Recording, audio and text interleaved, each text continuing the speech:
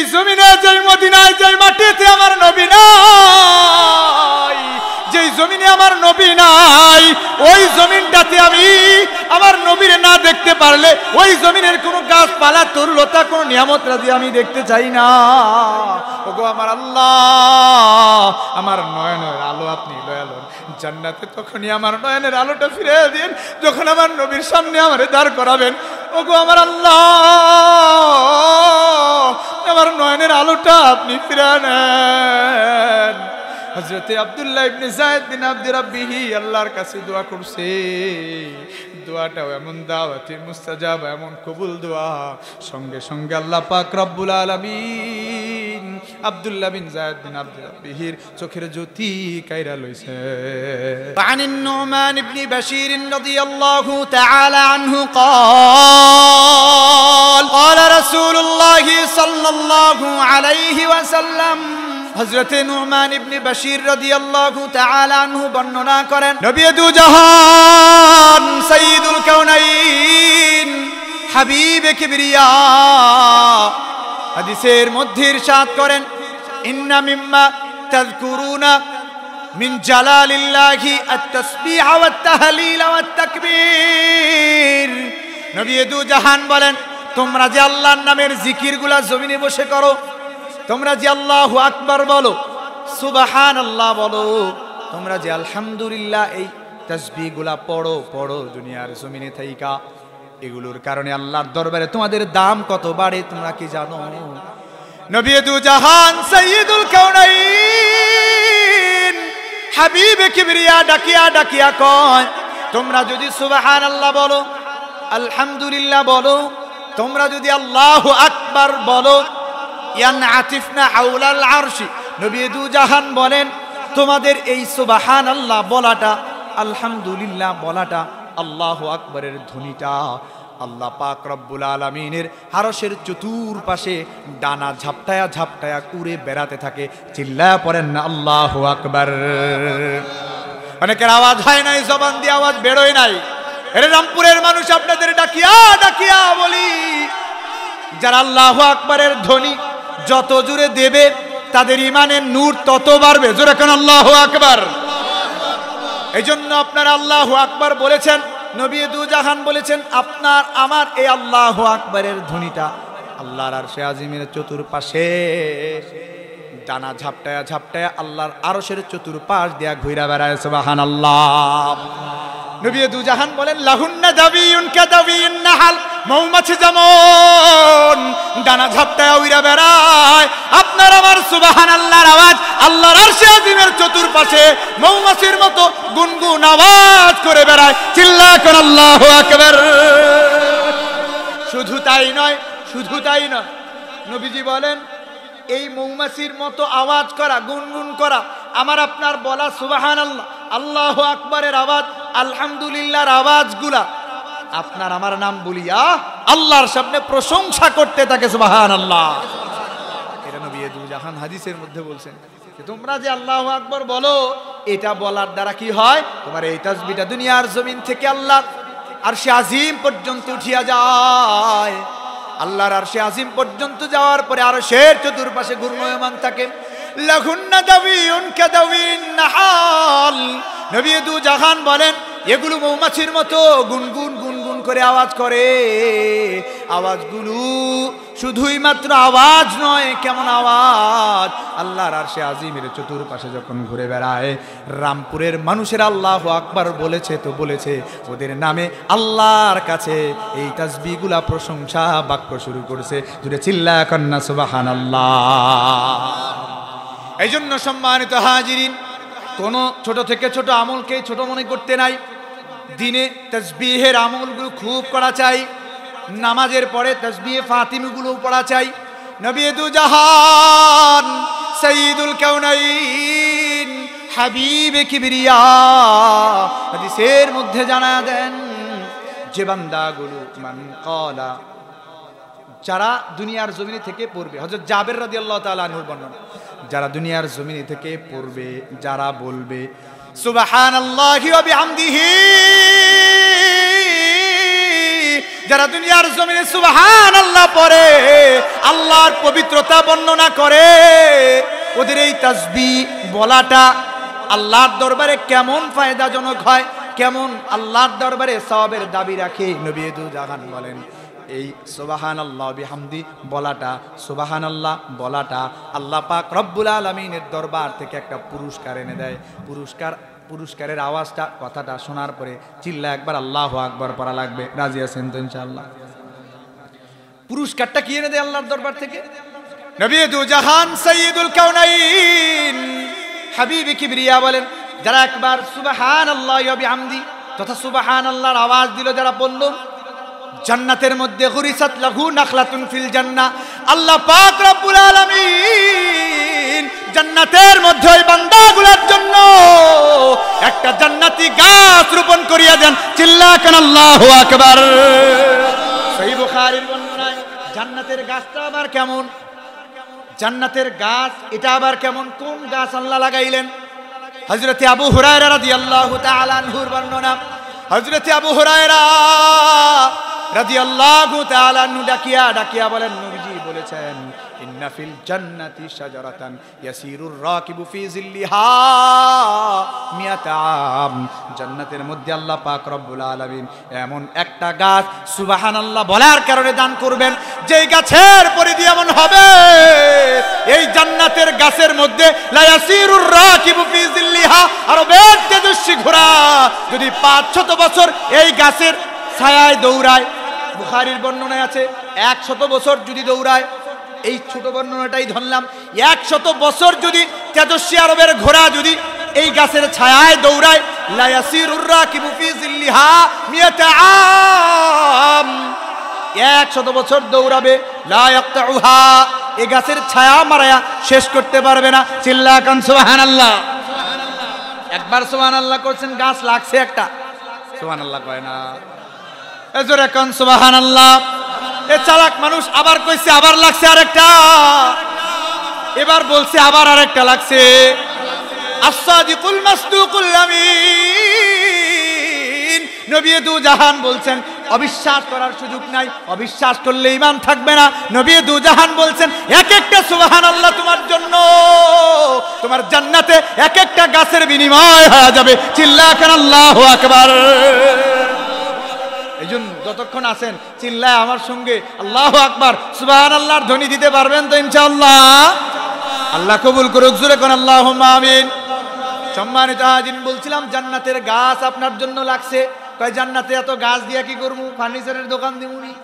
মুহাদ্দিসিনে কেরাম ব্যাখ্যা করেছেন, তোমার এত গাছ জান্নাতে প্রয়োজন পড়বে না, কিন্তু আল্লাহ পাক রব্বুল আলামিনের কাছে বারংবার জান্নাতের গাছের ওয়াদা লওয়া মানে তোমার জান্নাতে যাওয়া কনফার্ম হয়ে যাওয়া। চিল্লা কান সুবহানাল্লাহ।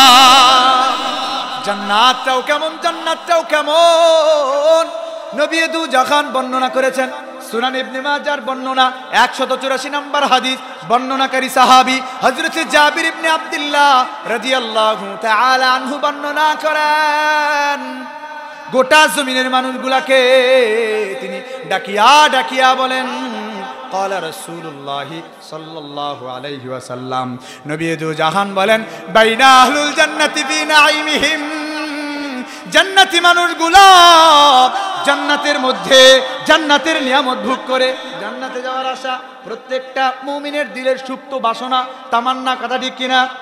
আল্লাহ আমাদের জন্য জান্নাত কবুল করেন, জোরে বলুন আল্লাহুম্মা আমিন। জান্নাতি মানুষগুলো জান্নাতের নিয়ামত ভোগ করে, মাথাগুলো নিচের দিকে দিয়ে আসে। জান্নাতি মানুষগুলাকে আমার আল্লাহ সবচেয়ে জান্নাতের বড় পুরস্কারটা দেওয়ার জন্য আল্লাহ পাক রব্বুল আলামিন এবার জান্নাতের মধ্যে আমার আল্লাহ এক এক করিয়া 70,000 নূরের পর্দা খুলিয়া আমার আল্লাহর কুদরতি সত্তাটাকে প্রকাশ করে দিবেন। চিল্লা কেন আল্লাহু আকবার। আমার আল্লাহর কুদরতি সত্তা কেমন, আমার আল্লাহ কেমন মায়ার সত্তা হবে। আল্লাহ জান্নাতে আপনি আপনার দিদারটা আমাদের কপালে নসিব করিয়া দেন, জোরে কোন আল্লাহুম্মা আমিন। জান্নাতে আল্লাহ পাক রব্বুল আলামিন, জান্নাতের মধ্যে আল্লাহ পাক রব্বুল আলামিন জান্নাতের নিয়ামত ভোগ করাবার জন্য আল্লাহ পাক রব্বুল আলামিন জান্নাতে দিয়েছেন। জান্নাতি মানুষগুলো এবার জান্নাতের মধ্যে নিয়ামত ভোগ করে। জান্নাতি মানুষগুলো এবার উপরের দিকে কেমন যেন আলো ঝলমলে অবস্থা দেখতে পায়। আপনাদের মাথার উপরে বাতি আছে না? বাতি আছে তো? এই বাতির কারণে উপর থেকে যে আলো আসতেছে, বুঝতেছেন কিনা আপনারা? কথা বলেন, বুঝতেছেন কিনা? নবী দো জাহান বলেন যে আল্লাহ তাআলা যখন কুদরতি সত্তা প্রকাশ করলেন, এবার উপর থেকে আলোর আভা আসবার কারণে জান্নাতি মানুষগুলো বুঝতে পারবে যে উপর থেকে কেমন যেন আলো ঝলমলে অবস্থা দেখা যায়। আল্লাহ পাক রব্বুল আলামিন কুদরতি সত্তাটা যখন বের করে দিয়েছেন, জান্নাতি মানুষগুলো এবার জান্নাতের মধ্যে আল্লাহ পাক রব্বুল আলামিন কুদরতি সত্তার নূরের আভা পাইয়া উপরের দিকে যখন মাথা তুলে তাকাবে, ফাইদা রাফাউ রুউসাহুম, জান্নাতি মানুষগুলো এবার এক এক করে উপরের দিকে মাথা তুলে তাকায়। জান্নাতি মানুষগুলো এবার উপরের দিকে মাথা তুলে তাকাবে, তাকা দেখবে ইদির রাব্বু কদ আশরাফা আলাইহিম মিন ফাওকিহিম, আমার আল্লাহ কুদরতি নজরে মান নজরে জান্নাতি মানুষগুলোর দিকে তাকায় আছে। চিল্লাকেন আল্লাহু আকবার। জান্নাতি মানুষগুলোর দিকে আল্লাহ পাক রব্বুল আলামিন তাকায় থাকবেন। জান্নাতি মানুষগুলো এবার নজর যখন ফেলবে আল্লাহ পাক রব্বুল আলামিনের কুদরতি সত্তার দিকে, জান্নাতি মানুষগুলোর চোখ ঝলসে যাওয়ার অবস্থা হবে। জান্নাতি মানুষগুলো এবার বেহুশ হয়ে পড়ে যাবে। জোরে কোন সুবহানাল্লাহ। জান্নাতি মানুষগুলো এমন নিয়ামতের মধ্যে থাকে, জান্নাতি মানুষগুলো পাগল পারা হয়ে গেছে। জান্নাতি মানুষগুলো এবার কত হাজার বছর চলে যাবে। আল্লাহ পাক রব্বুল আলামিন জান্নাতি নিয়ামত ভোগ করাবার জন্য জান্নাতি মানুষগুলাকে এবার সবাইকে যখন হুঁশে ফিরায় আনবেন, জান্নাতি মানুষগুলো হুঁশে আসবার পরে এবার আল্লাহর কুদরতি সত্তার দিকে যখন তাকায়া থাকে, আল্লাহ পাক রব্বুল আলামিন জান্নাতি মানুষগুলাকে জান্নাতের সবচাইতে বড় পুরস্কারটা দান করে দিবেন। এবার আমার আল্লাহ পাক রব্বুল আলামিন জান্নাতি মানুষগুলাকে জান্নাতের সবচেয়ে বড় পুরস্কারটা দেওয়ার জন্য আমার আল্লাহর কুদরতি জবান, মায়ার জবান না জানি কেমন, চিল্লাকেন আল্লাহু আকবার। আল্লাহর কুদরতি জবানটা এবার আল্লাহ খুলে দিবেন। সূরা ইয়াসিনের বর্ণনায় মুফাসসিরিনে কেরাম জায়গায় ইরশাদ করেছেন, নবী দু জাহানও বললেন ওই আয়াতটা তুমি তিলাওয়াত করে বুঝো যে আল্লাহ কি বলবেন। সালামু কাওলাম মির রাব্বির রহিম, আমার আল্লাহ জান্নাতি মানুষগুলোর সামনে এবার কুদরতি জবান খুলিয়া, মায়ার জবানটা খুলিয়া জান্নাতি মানুষগুলারে জান্নাতের মধ্যে সালাম বিনিময় করে দিবেন। সুবহানাল্লাহ। আমার আল্লাহ বলবেন আসসালামু আলাইকুম ইয়া আহলাল জান্নাহ, এরে জান্নাতীরা আমি আল্লাহ তোমাদেরকে সালাম বিনিময় করে দিলাম। এইটা শোনার পরে জান্নাতি মানুষগুলো জান্নাতের নিয়ামতকে আর নিয়ামতি মনে করতে পারে না। ফালা ইয়ালতাফিতুনা ইলা নাঈমিহিম, জান্নাতি মানুষগুলো এবার জান্নাতের নিয়ামতের দিকে ফিরে তাকাবেই না, আল্লাহ পাক রব্বুল আলামিনের কুদরতি সত্তার দিকে তাকায়া থাকবে। এবার আল্লাহ পাক রব্বুল আলামিন জান্নাতি মানুষগুলাকে জান্নাতের নিয়ামতটা ভোগ করাবার জন্য আল্লাহ তাআলা এক এক করিয়া নূরের পর্দাগুলোকে আবার ফেলে দিবেন। এবার জান্নাতি মানুষগুলো জান্নাতের ডানে তাকায়, জান্নাতের বামে তাকায়, যেদিকেই তাকায় জান্নাতি মানুষগুলো আমার আল্লাহর কুদরতি নূর আর নূর দেখবে। চিল্লাকান সুবহানাল্লাহ। যেদিকেই তাকাবে সেদিকে আল্লাহর নূর দেখা যায়। এমন জান্নাত আল্লাহ পাক রব্বুল আলামিনের কাছে পাওয়ার দরকার আছে না নাই? আল্লাহ পাক রব্বুল আলামিন আজকের গোটা এই সমাজের মানুষের দানগুলাকে কবুল করিয়া জান্নাতের জন্য বরাদ্দ রেখে দিন। জোরে বলুন আল্লাহুম্মা আমিন। সম্মানিত হাজির, বলছিলাম কোন ছোট আমলকেই ছোট করে দেখতে নাই, কোন ছোট আমলকেই তুচ্ছ জ্ঞান করে ছোট আমলকে তরক করতে নাই। নবী দু জাহান সাইয়্যিদুল কাউনাইন হাবিবে কিবরিয়া জন্য সুবহানাল্লাহ বলাটাও কেমন দামি জিনিস নবীজি শিখাইছেন। সুনানে তিরমিজির বর্ণনা, মুসনাদে আহমদের মধ্যে হাদিস এসেছে, নবী দু জাহান সাইয়্যিদুল কাউনাইন একবার হেঁটে যাচ্ছিলেন। নবী দু জাহান দেখেন বাজার থেকে ফেরা কিছু সাহাবী বাহনের উপরে আরোহণ করে বাজারে গিয়েছিল। ফেরার পথে বাহনের উপরেই বসে আছে। ওহুম জুলুসুন আলা দাওয়াইবিহিম, তারা তাদের বাহনের উপরেই বসে আছে। বাজার থেকে ফিরে আসার পরেও বাজার করতে যেমন সওয়ারি সাইকেল নিয়ে যাই, হুন্ডা লইয়া যাই, ভ্যানে করে যাই, ফেরার পথে যখন ফিরে আসছি বাড়ির কাছে তখনও যদি হুন্ডার উপরে বসে থাকি, সাইকেলের উপরে বসে থাকি, এই যে একটা অবস্থা। নবীজি যখন দেখলেন যে ওরা বাজার থেকে বাজার করে ফিরেছে কিন্তু এরপরও ওরা বাহন থেকে নামে নাই, এবার নবী দু জাহান সাইয়্যিদুল কাউনাইন বললেন, সাহাবায়ে কেরামকে ডাকলেন আর বললেন, গোটা জমিনের মানুষগুলাকে নবী কেমন যেন জানায়া দিলেন, লা তাত্তাখিযুহা কারাসিয়া লিহাদিসিকুম, তোমরা তোমাদের আলাপ আলোচনার জন্য, মজলিস বানাবার জন্য, গল্প গুজব করার জন্য তোমাদের বাহনগুলাকে বাজার থেকে ফেরার পরেও এটাকে ব্যবহার করিও না। তোমরা তোমাদের বাহনগুলাকে যেমন সালেম অবস্থায় সুস্থ অবস্থায় আরোহণ করছো, বাজারে গেছো ফিরে আসছো, এবার সুস্থ অবস্থায় ওরে কিছু খাবার দাও, ওর কিছু খেদমত করো, ওরে ওই জায়গায় দাঁড় করাইয়া ওটার উপরে তুমি বসিয়া থাকি, আর কষ্ট দিও না। নবী দু জাহান কেন এই কথাটা বললেন নবীজি নিজেই ব্যাখ্যা করেন, ফারুব্বা মারকুবাতিন খায়রুম মিন রাকিবিহা, নবী দু জাহান বললেন কেন না জানো রে সাহাবী, বহু বাহন এমন আছে, বহু প্রাণী এমন আছে, ওই প্রাণীর উপরে যারা আরোহণ করছে ওই আরোহিত ব্যক্তিদের চাইতে আল্লাহর কাছে আরোহণ করা প্রাণীটাই বড় দামি। যার উপরে আরোহণ করা হয়েছে প্রাণীটাই আল্লাহর দরবারে বহু দামি। কেন? মিন কাসরাতি যিকরিল্লাহ, আল্লাহর কাছে এই বাহনটা, প্রাণীটা সর্ব অবস্থায় এরা জিকির করতে থাকে, সর্ব অবস্থায় যেহেতু আল্লাহর দরবারে ওরা জিকির চালায়া যায়, এই জন্য বহু আরোহিত ব্যক্তি এমন আছে যারা আল্লাহর স্মরণ সবসময় করতে পারে না, ওদের চাইতে আল্লাহ পাক রব্বুল আলামিনের কাছে আল্লাহর নাম জপায় বাহনের দাম অনেক বেশি। জোরে কান সুবহানাল্লাহ।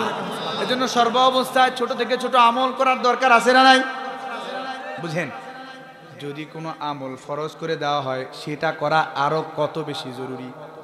ফরজ আমল আমরা অনেক অবহেলায় অনেক সময় অনেক আমল ছেড়ে দিই, নামাজ ছেড়ে দিচ্ছি, বাজান হজ জাকাত রোজা তুচ্ছ জ্ঞান করছি। শুধুমাত্র একটা ঘটনা শোনাবো এবং এটার মাধ্যমে আমি আমার পরিসমাপ্তির দিকে যাব, যে একটা ফরজ বিধানকে তুচ্ছ জ্ঞান করা অথবা হেলায় খেলায়, ধরেন ইচ্ছা করে হেলায় খেলায় যাবো যাবো করতে করতে গেলাম না, করবো করবো করতে করতে করলাম না, এমন হওয়ার কারণে নবীজি কি শাস্তি দিয়েছেন সাহাবায়ে কেরামকে শোনায়। ইবনে মাজাহ আছে, সহিহ বুখারীতে আছে, সহিহ মুসলিম শরীফেও আছে। এই বর্ণনাকারী সাহাবী কাব বিন মালিক রাদিয়াল্লাহু আনহু, যার সঙ্গে ঘটনা তিনি নিজে এটা বর্ণনা করছেন, হযরতে কাব বিন মালিক রাদিয়াল্লাহু তাআলা আন, তিনি বর্ণনা করেন, মদিনার মধ্যে আমরা অবস্থান করি, অষ্টম হিজরি নবম হিজরির শুরুর দিকে। নবী দু জাহান সাইয়্যিদুল কাউনাইন একবার বললেন, মুতার যুদ্ধ হয়ে গেছে, মুতার যুদ্ধে রোমান বাহিনীরা পরাজয় বরণ করেছে, এবার যুদ্ধ তাবুকের যুদ্ধ, ওরা যেহেতু পরাজয় বরণ করেছে ওরা আবার 3 লক্ষ সৈন্য বাহিনী নিয়ে আসছে। মুতার যুদ্ধে মুসলমানদের সংখ্যা ছিল মাত্র 3,000, আর কাফের বাহিনী অগ্নিপূজক রোমান বাহিনী যারা আছে রোমানদের সংখ্যা ছিল 1 লক্ষ। এরপর ওরা পরাজয় বরণ করেছে, পরাজয়ের গ্লানি ওরা সহ্য করতে পারে না। অষ্টম হিজরির শেষের দিকে নবম হিজরির শুরু, এই সময়টাতে মদিনার মধ্যে সাহাবায়ে কেরাম অবস্থান করেন। কাব ইবনে মালিক রাদিয়াল্লাহু আনহু বলেন, নবীজি একবার ঘোষণা করলেন, কে আসরে তোমরা সকলে মিলে চলো তাবুকের যুদ্ধের জন্য। তাবুকের প্রান্তরে 3 লক্ষ রোমান বাহিনী আসছে, একটা সাহাবীও তোমরা মদিনায় অবস্থান করতে পারবা না, চলো এই যুদ্ধে তোমাদের অংশগ্রহণ করাই লাগবে।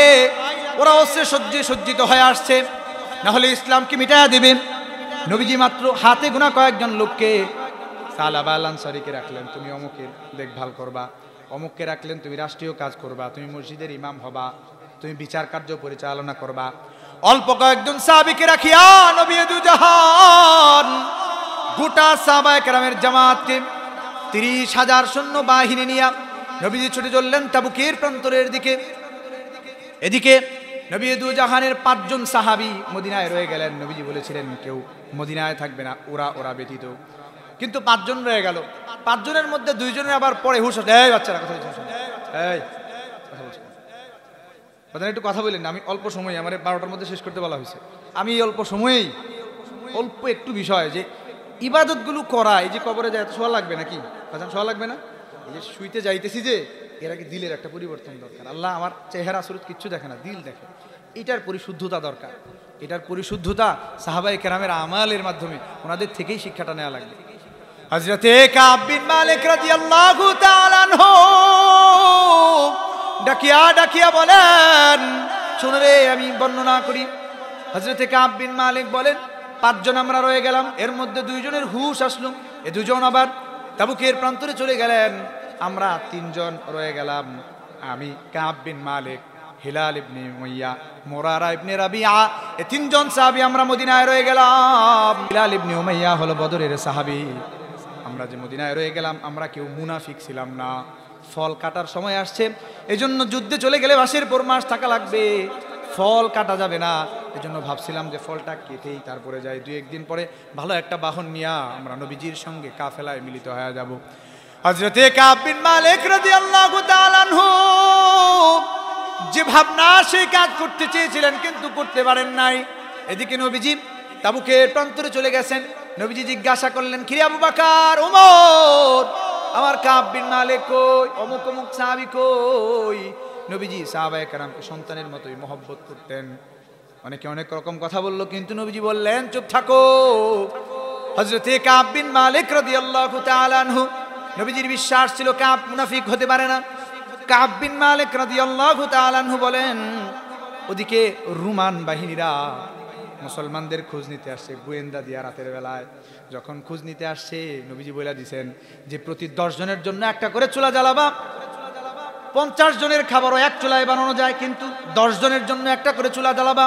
এতে করে পুরা মাঠ বরাবর পুরা ময়দানটা আলোয় আলোকিত হয়ে যাবে, মনে হবে মুসলমান বাহিনী অনেক বড় বাহিনী নিয়ে আসে যুদ্ধের কৌশল হিসাবে। সকালবেলায় তাহাজ্জুদের সময় যখন মুসলমানেরা উঠেছে, গোয়েন্দা বাহিনী আসছে দেখার জন্য। রোমান বাহিনীর গোয়েন্দারা আইসা দেখে মুসলমান মিসওয়াক করে গাছের ঢাল দিয়া, এটা দেখা ওই রোমান বাহিনীর কাফেররা অগ্নিপূজকরা মনে করছে এটা আবার কোন জিনিস রে। সংবাদ দিছে গিয়া রোমান সম্রাটের কাছে। রোমান সম্রাট কয়, গতবারও জিততে পারি না, এবার হয়তো আগে তরবারি দিয়া কাটবে, তারপর দাঁত দিয়া চাবায়া চাবায়া আমাদের শেষ করবে, নিঃশেষ করবে। ওদের বিশ্বাস এমন, এখানে আর থাকা যাবে না। আল্লাহ পাক রব্বুল আলামিন কাফেরদের দিলে ভয় পয়দা করে দিয়েছেন, ওরা চলে গেছে। নবীজিও এবার ফিরে আসছেন। ফিরে তো আসছেন মদিনায়, যারা যায় নাই অনেক মুনাফিক সাহাবী ছিল। আসার পথে আল্লাহ তাআলা আয়াত নাজিল করে দিয়েছেন সূরা আনফালের, ইয়াতাযিরুনা ইলাইকুম ইযা রাজাতুম ইলাইহিম। নবী দুজাহান মদিনায় তো যাইতেছেন, বহু সাহাবী কিন্তু যুদ্ধে আসে নাই। অনেকজন আসবে, এ বলবে আমার হার্টে ব্যথা, আমার হাঁটুই ব্যথা, মাথার ব্যথা ছিল, জ্বর ছিল গো সাহাবী, নবীজি আমরা এই জন্য সাহাবী হয়ে আপনার সাথে যুক্ত হইতে পারি না, যাওয়া দরকার ছিল। নবীজি আপনি মনে করবেন যারা এই সমস্ত ওজোর খাই করবে ওরা প্রত্যেকটা মুনাফিক মুনাফিক মুনাফিক। অনেকে আসতেছে ওজোর খাই করতেছে, নবীজি কয় যাও বুঝছি, যাও, আল্লাহ বলে দিচ্ছে যাও। কদ নাব্বানাল্লাহু বিআখবারিকুম, আল্লাহ তোমাদের ব্যাপারে বলে দিচ্ছেন যাও যাও। কিন্তু কাব বিন মালিক আসছে, আগে ভাইবা আসছে অনেক কিছু, অনেক তীক্ষ্ণ বুদ্ধির মানুষ ছিলেন, অনেক কথা বইলা মানুষকে কনভিন্স করতে পারতেন, পটায় ফেলতে পারতেন। কাব বিন মালিক বলেন, আমি নবীজিরে যায় এমন কিছু বলতে চাইলাম যেটা দিয়ে আমার নবীজিরে আমি 900 বুঝ দিয়া আমি এই জায়গা থেকে, অবস্থান থেকে মুক্তি পাইতে যাচ্ছিলাম, পারতামও আমি। কিন্তু আমার নবীজির কাছে যাওয়ার পরে মসজিদে নববীতে গিয়া ঢুকছি, ঢোকার পরে নবীজির সামনে গিয়া বসছি। as-sadiqul masduqul amin, নবীজির নূরের চেহারাটা দেখা আমি আর সামনে কোনো কথা বাড়াইতে পারি নাই। যা বানায় নিয়ে গেছিলাম সব কথা আমার দিল থেকে উইরা গেছে, আমি আর কোনো কথাই বলতে পারি না। সত্য কথাটা বলা ছাড়া আমি আর কিছুই বলতে পারলাম না। জোরে কোন সুবহানাল্লাহ। হযরতে কাব বিন মালিক রাদিয়াল্লাহু আনহু নবী দুজাহানকে ডাকিয়া ডাকিয়া আল্লাহ নবীকে বললেন, ইয়া রাসূলুল্লাহ যুদ্ধে যাই নাই। নবীজি বললেন, কেন যাও নাই?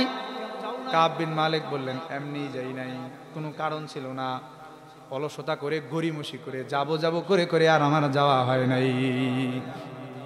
এই যে ইবাদতের ব্যাপারে অবহেলা, বুঝেন ইবাদতের ব্যাপারে অবহেলা কেমন জিনিস। নবীজি ওই জামানায় সাহাবীদের সাথে এমন আচরণ করছেন আপনার আমার সঙ্গে।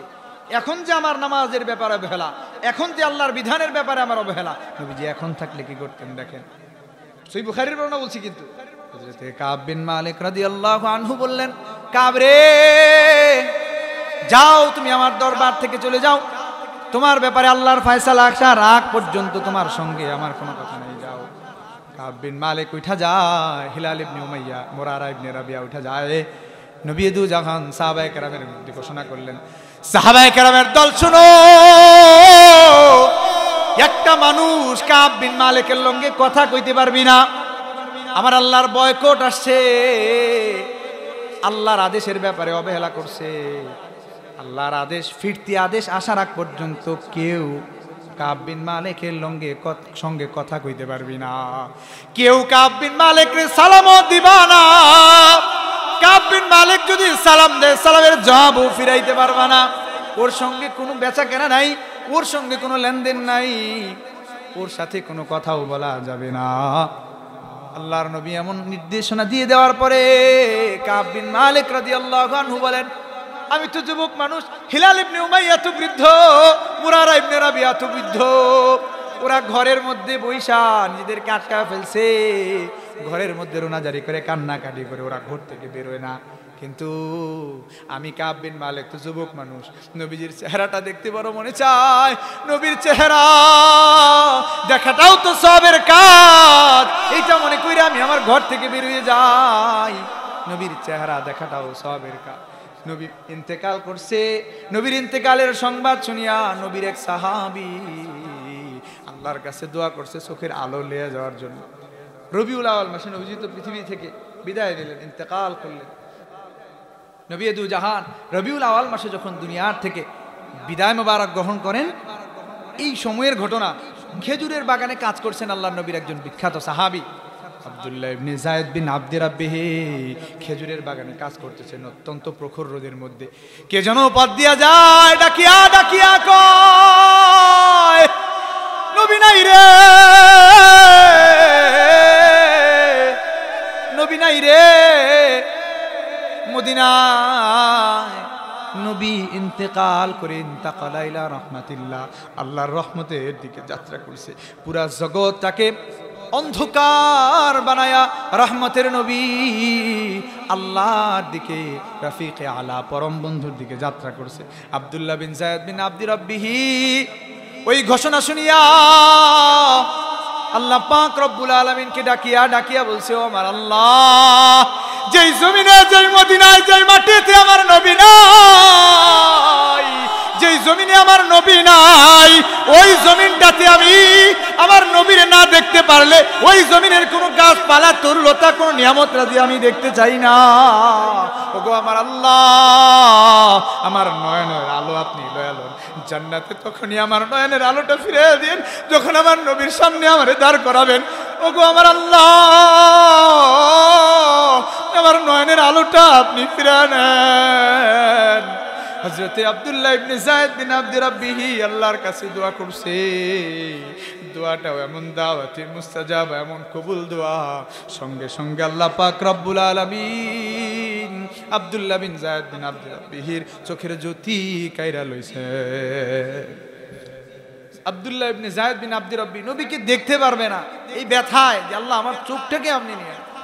কাব বিন মালিক বলেন, নবী আমারে দেখে না, নবী আমার দিকে তাকায় না, কিন্তু আমি তো নবীরে দেখবো, নবী দেখাও তো সবের কাজ, এজন্য আমি ঘর থেকে বেরিয়ে যাই, ঘর থেকে বেরিয়ে আমি মদিনার বাজারে যাই, কিন্তু একটা সাহাবীরে সালাম দিলেও কেউ আবার সালামের জবাব দেয় না। কেমন অবস্থা আমার চলে। কোরআনে আল্লাহ বলেছেন, কাব বিন মালিক রাদিয়াল্লাহু আনহু নিজে বলছেন, আল্লাহ এটা কোরআনেও বলেছেন, ওয়া আলা সালাসাতিল্লাযিনা খুল্লিফু হাত্তা ইযা দাকাত আলাইহিমুল আরদ, প্রশস্ত জমিনটা ওনাদের কাছে সংকীর্ণ হয়ে গেল। আপনার সঙ্গে কেউ কথা কয় না, আপনি চিন্তা করেন রামপুর বাজারের মানুষ কেউ আপনার সঙ্গে কথা কয় না, আপনারা বয়কট করছে। কাব বিন মালিক বলেন, একটা আদেশ শুধু অমান্য করার কারণে, হেলায় খেলায় তুচ্ছ জ্ঞান করবার কারণে যাবো যাবো করে আর যাওয়া হয় নাই। আল্লাহর নবী কথা কয় না, সাহাবায়ে কেরামরে সালাম দিলে সাহাবায়ে কেরাম সালামের জবাব লয় না। আমি মসজিদে নববীতে যাই, নামাজে দাঁড়াই, নবীজির দিকে আমি তাকায় থাকি, নবীজি আমার দিকে তাকায় না, কিন্তু যখন আমি নামাজে তাকাই কেমন যেন আর চোখে নবীজি আমার দিকে তাকায় থাকে, আমি এটা বুঝি, কিন্তু নবীজি আমার সঙ্গে কথাও কয় না। 40টা দিন এভাবে অতিবাহিত হলো। 40টা দিন যাওয়ার পরে আল্লাহ পাক রব্বুল আলামিন নবী দু জাহানের কাছে শক্ত বিধান দিলেন। হাবিবে কিবরিয়া ডাকলেন, আমি আসলাম, এসে বললাম, ইয়া রাসূলুল্লাহ ওয়া ইয়া হাবিবাল্লাহ, হুজুর কি আদেশ আমার জন্য বলেন। ভাবছিলাম যে নবীজি হয়তো আমার তওবা কবুলের কথা বলবে। এতদিন রোনাজারি করছি, 40টা দিন আল্লাহর কাছে শুধু কান্নাই করে গেছি। সহিহ বুখারীর বর্ণনায় আসছে যে আমি কান্না করতে করতে আমার চোখের পানি শুকায় গেছে। হযরত কাব বিন মালিক বলেন, নবীজি আমারে ডাক দিয়া কয়, কাব রে, বিধান আরো শক্ত হয়ে গেছে, বয়কট আরো লম্বা হবে। 40 দিন পার হইছে, কারো সঙ্গে কথা বলতে পারো না। এবার ঘরে তো বিবিটা আছে, বিবির লগে তো কথা কও, ঘরের বিবিটার সঙ্গেও আজকে থেকে আর কথা বলা যাবে না। কাব বিন মালিক রাদিয়াল্লাহু আনহু বলেন, আমি শুধুমাত্র এতটুকু বললাম, ইয়া রাসূলুল্লাহ, আমি কি আমার বিবিরে তালাক দিয়া দিমু নাকি আপনি বাপের বাড়ি পাঠায়া দিমু?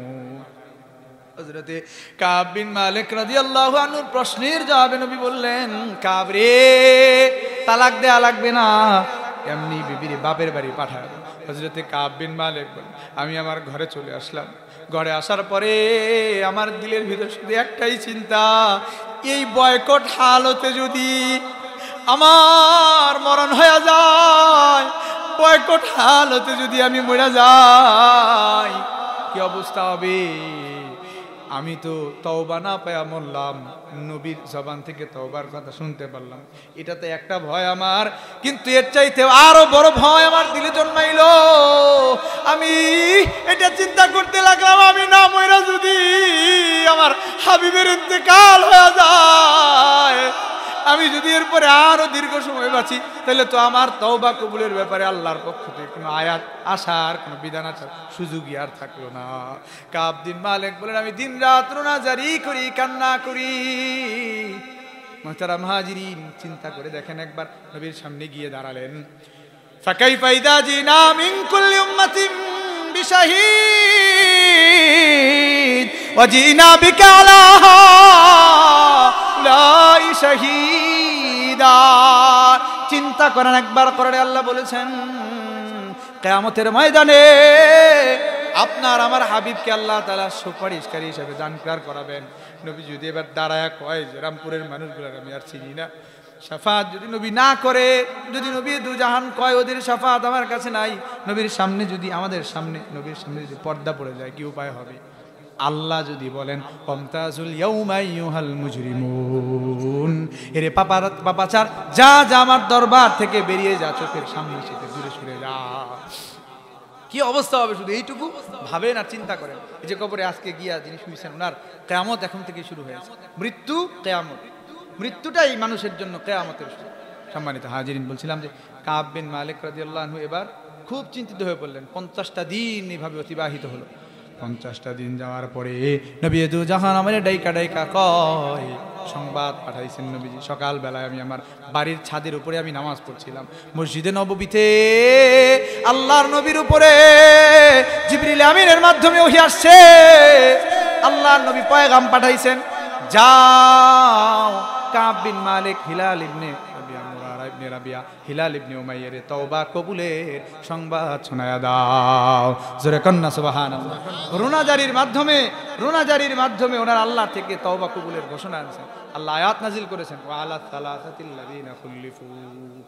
এজন্য একবার ভাবেন, যদি মৃত্যু হয়ে যায় এতগুলো বিধান অমান্য করার কারণে, আর যদি নবী আমারে শাফাত না করে, আর যদি আল্লাহ তাআলা আমারে না চিনে, সামনে থেকে যদি দূরে সরাইয়া দেয়, জাহান্নাম যদি ওই মুহূর্তেই আমার জন্য নির্ধারিত হয়ে যায়, কি অবস্থা হবে বলে। সম্মানিত হাজিরিন, বলছিলাম যে কবরের কয়েকটা কথা বলবো। এই একটা হাদিস শোনাবো, এটা শোনানে তিরমিজির বর্ণনা। হযরতে আবু সাঈদ আল খুদরি রাদিয়াল্লাহু তাআলা আনহু তিনি বর্ণনা করছেন, কবরের অবস্থাটা কি হবে আমার আপনার, যে এই অবস্থানটা যেভাবে চলতেছি, কেমন যেন সাহাবায়ে কেরামের একটা জামাতকে নবীজি কথাগুলো বলছেন, আমাদের সঙ্গে পুরা কি ফিট খায়। আমরা যেই কথা যেভাবে চলি, চলাফেরা করি, সাহাবায়ে কেরামের ওই রকমের একটা অবস্থা আমাদের মাঝে প্রাথমিক ছিল। এই জন্য নবীজি কথাগুলো বলছেন, কেমন যেন আমাদের কি বলতেছেন। হযরতে আবু সাঈদ আল খুদরি রাদিয়াল্লাহু তাআলা আনহু তিনি বর্ণনা করেন, খারাজা রাসূলুল্লাহ সাল্লাল্লাহু আলাইহি ওয়াসাল্লাম মুসাল্লা। নবীজির অভ্যাস ছিল নামাজের সময় হলে হুজরা থেকে বেরোতেন, নামাজে গিয়ে দাঁড়াতেন।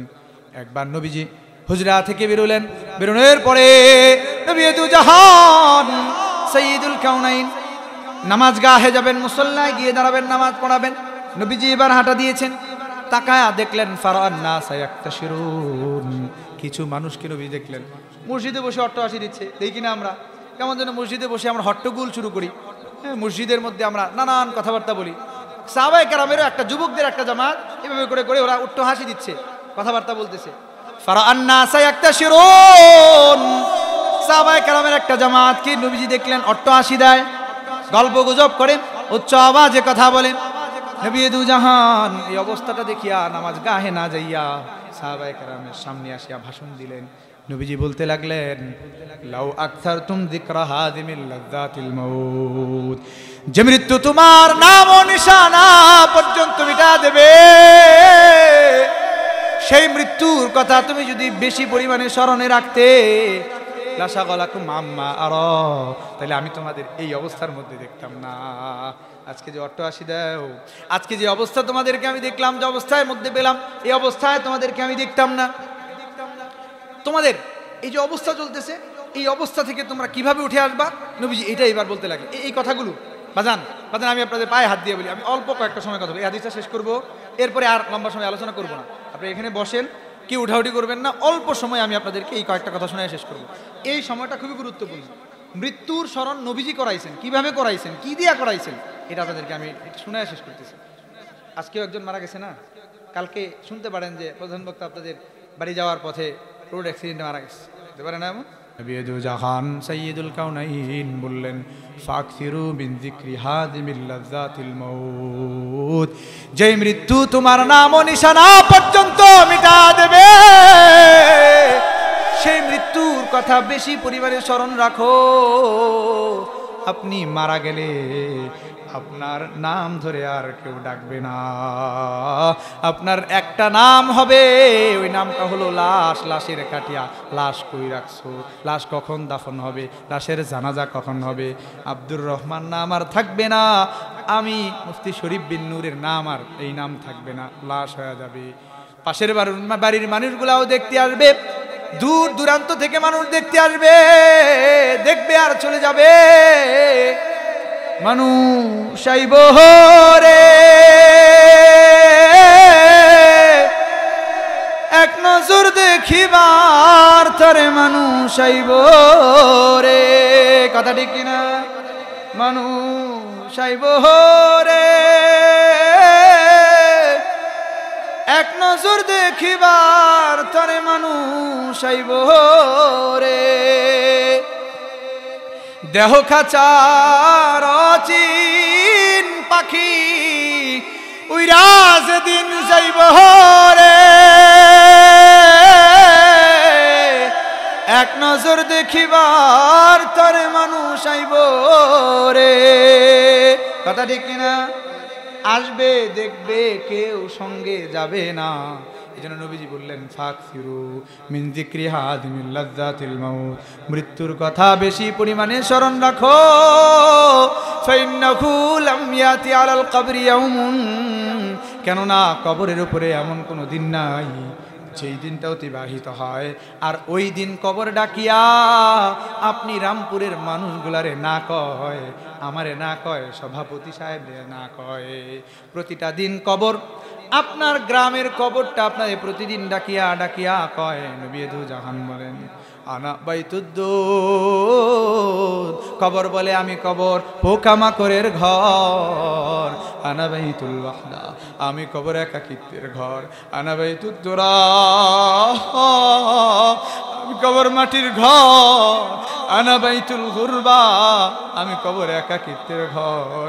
কবর ঘরে আসার আগে কবরের সামানা বানায় লই আইসো। বড় বাড়ি বড় ঘর বানাইয়া একা একা যাইতে হবে চলিয়া। মোর বাড়ি বড় ঘর বানাইয়া একা একা দে হবে চলিয়া। কারবা বাড়ি কারবা ঘর কারবা কি, অন্ধকার কবর যে হবে বসতি। সাথীও নাই বাতিও নাই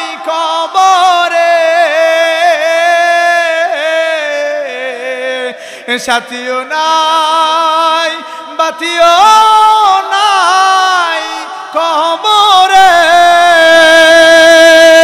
একা একা কেমনে থাকবো ওই ঘরে সাপে কাটবে গুরজো মারবে হায় রে হায় সাপে কাটবে গুরজো মারবে হায় রে হায় আগুন জ্বালাইয়া দিবে কলিজায় আগুন জ্বালাইয়া দিবে কলিজায় দাদা গেল বাবা গেল কেউ তো ফিরে আইল না ওই অন্ধকার কবর যে আসল বাড়ি দুনিয়া থাকার জায়গা না যখন কোনো মানুষকে কবরের সামনে নিয়ে রাখা হয় আজকে যে আমার ভাইটা মারা গেছে ভাইটারে আপনারা কবরের সামনে নিয়ে দাফন করার পরে দাফনের কাজে জানাজার পরে নিয়ে গেছিলেন কবরের সামনে নিয়ে গেছেন না কবরের সামনে যখন নিয়ে গেছেন নবীদু জাহান সাইয়্যিদুল কাউনাইন এই দুইটা পয়েন্টে দুই তল মানুষের কথা বলেছেন এটা বলি আমি আলোচনা শেষের দিকে যাচ্ছি দুই শ্রেণীর মানুষকে কবর দুই ধরনের কথা বলে নবীদু জাহান সাইয়্যিদুল কাউনাইন হাবিবে কিবরিয়া বললেন আম্মা ইদা দুফিনাল আব্দুল মুমিন ব্যক্তিটা যদি মুমিন হয় যাকে দাফন করতে লয়া গেলেন খাটিয়ার মধ্যে শোয়ানো পশ্চিম পাড়ে রাখিয়া খাটিয়াটা খুলে দিছেন এবার নামাবেন কবরের মধ্যে কবরটা এবার ওই মুহূর্তটাতে ব্যক্তিটা যদি মুমিন হয় তারেও এক ধরনের কথা কয় ব্যক্তিটা যদি পাপাচার হয় তারেও এক ধরনের কথা কয় নবী দু জাহান সাইয়্যিদুল কাউনাইন বললেন ব্যক্তিটা যদি মুমিন হয় আম্মা ইদা দুফিনাল আব্দুল মুমিন ব্যক্তিটা যদি মুমিন হয় দাড়ি পাকা মুরব্বি বাজান কয়দিন আর বাঁচবেন জানা নাই কলিজার টুকরা বাবারে শুয়াইছেন অন্ধকার কবরে নিয়া কলিজার টুকরা মারে অন্ধকার কবরে নিয়া শুয়াইছেন আপনারও যাওয়া লাগবে আমারও যাওয়া লাগবে কোন দিন না জানি ডাক আসে কথাগুলো শুনেন নবীজি বললেন আম্মা ইদা দুফিনাল আব্দুল মুমিন ব্যক্তিটা যদি মুমিন হয় ইয়াকুলু লাহুল কবরু একটা কথাও বানাই আমি বলছি না নবীজি যা বলছেন তাই আপনাদের শোনাই কবর ডাক দিয়া কয় মারহাবাম বিকা ওয়া আহলা আমি কবর তোমারে সুস্বাগতম জানাই তুমি আল্লাহ চিনছো রাসূল চিনছো নামাজ রোজা হজ যাকাত বুঝছো তোমারে আমি কবর সুস্বাগতম জানাই কবরের সামনে যাওয়ার পরে কবর সুস্বাগতম জানাইতেছে কবর সামনে যাওয়ার পরে কবর আরো কি বলে নবীদু জাহান সাইয়্যিদুল কাউনাইন হাবিবে কিবরিয়া বলেন কবরের সামনে যখন নিয়ে গেছেন লাশটারে কবরটাকে এবার লাশটাকে কবরের সামনে নিয়ে যাওয়ার পরে কবরটা এবার ডাকিয়া লাশটারে আরো কয়েকটা কথা বলে নবীজি বলেন আম্মা ইদা দুফিনাল আব্দুল মুমিন ইয়াকুলু লাহুল কবরু মারহাবাম বিকা ওয়া আহলা এবার কবর আরো বলে তুমি আজকে মুমিন হয়ে আমার কাছে আসছো তুমি যখন মুমিন অবস্থায় জমিনে বিচরণ করতা তুমি আমার কাছে জমিনের মধ্যে সবচেয়ে পছন্দনীয় মানুষ ছিলা তোমারে আমি ভালোবাসতাম আজকে যখন ফাইদা বুল্লি তুকাল ইয়াউমা তোমারে আজকে যখন আমি কবরের কাছে নিয়ে আসা রাখা হয়েছে রে তুমি তাকায়া দেখবা ফাসা তারাসানি তোমার সঙ্গে কি আচরণটা আমি করি তুমি আজকে দেখবা এই কথাটা বলিয়া নবীজি বলেন ব্যক্তিটা যদি মুমিন হয় তাইলে কবরটা তার জন্য ফায়াত্তাসিউ লাহু কবরুহু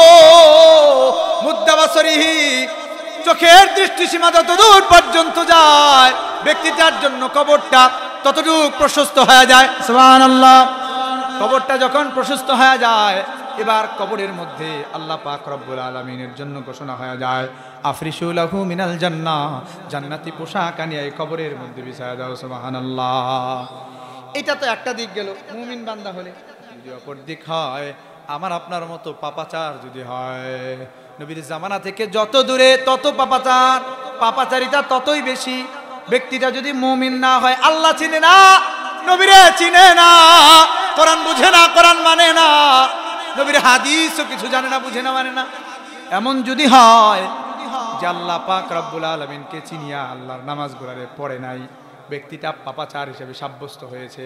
কবরের সামনে নিয়ে যাওয়ার পরে আম্মা ইযা দুফিনাল আব্দুল ফাজির ইয়াকুলু লাহুল কবরু, কবর তারে ডাক দিয়া দিয়া কয় লা মারহাবাম বিকা ওয়ালা আহলা, তোমার জন্য আমি কবরের কাছে কোনো সুস্বাগতম নাই, কোনো সুস্বাগতম সম্ভাষণ নাই।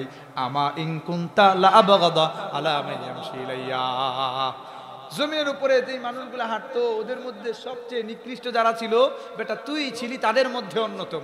ফাইদা বুল্লিতু কাল ইয়াউমা, আজকে যখন আমি কবরের কাছে চলে আসছিস, আজকে যখন আমি কবরের কাছে তুই চলে এসেছিস, আজকে তুই তাকায়া দেখবি আমি কবরের আচরণ তোর সঙ্গে কেমন হয়, আজকে তাকায়া দেখবি আমি কবরের আচরণ তোর সঙ্গে কেমন হয়। এই কথাটা বলার সঙ্গে সঙ্গে নবী দুজান হাত দিয়ে ইশারা করে দেখালেন হাত্তা ইয়ালতাকি আলাই, কবরের মাটিগুলো এবার চতুর্পাশ থেকে চাপ দিতে থাকে। নবীজি হাত দিয়ে ইশারা করে দেখাইলেন ফাদখালা ইয়াদাহু জাওফা বাদিন, নবীজি এক হাতকে আরেক হাতের মধ্যে ঢুকায়া দেখাইলেন পাজরের হাড়গুলা মাটির চাপের কারণে একটা আরেকটা আর ভিতরে ঢুকা যায়। নবী দুজাহান সাইয়্যিদুল কাউনাইন বললেন শুধু তাই নয়, পাপাচারের কবরের মধ্যে আল্লাহ তাআলা ফায়কাইদুল্লাহু লাহু ৭০ তিননিনা, একটা কথাও আমার বানানো না, নবী দুজাহান বলেছেন কবরের মধ্যে পাপাচারের জন্য যেমন ৭০টা, অন্য বর্ণনায় এমন ৯৯টা বিষধর সাপ নিয়ে দেওয়া হয়। লাউ আন্না ওয়াহিদাম মিনহা নাফাখা ফিল আরদি, একটা যদি জমিনের বুকে একবারের জন্য নিঃশ্বাস ফেলতো তাহলে মা আম্বাতাতিল আরদু ওয়া মা বাকিয়াতিদ দুনিয়া, রামপুরের মানুষ এই সবুজ তরুলতা গাছপালা ঘাস ইত্যাদি কোনো কিছু আর দেখতে পাইতো না। এমন বিষধর সাপ নিঃশ্বাস দিলে সব জ্বলে পুড়ে ছারখার পাওয়া যাইতো। নবীজি বলতেছেন কবরটা কেমন, যদি পাপাচার হয় তাহলে কবরটা এমন। আল্লাহ পাক রব্বুল আলামিন সকলের কবরকে জান্নাতের বাগান বানান, সেটা কোন আল্লাহুম্মা আমিন। না জানি কোন সময় ডাক এসে যায় রে বাজার, রঙ্গরসের দিন বহু ছিল ফুরা গেছে, রঙ্গরসের দিন ফুরা গেছে, না জানি কোন সময় আমার আপনার ডাক চলে আসবে, না জানি কোন সময় আমার আপনার ডাক চলে আসবে। রঙ্গরসের দিন ছিল আমার একদিন, রঙ্গরসের দিন ছিল আমার একদিন, 12 ঘন্টা বেলায় আমার সন্ধ্যা নামিল, 12 ঘন্টা বেলায় আমার সন্ধ্যা নামিল, বেলা ফুরাবার বুঝি সময় হলো, বেলা ফুরাবার বুঝি সময় হলো।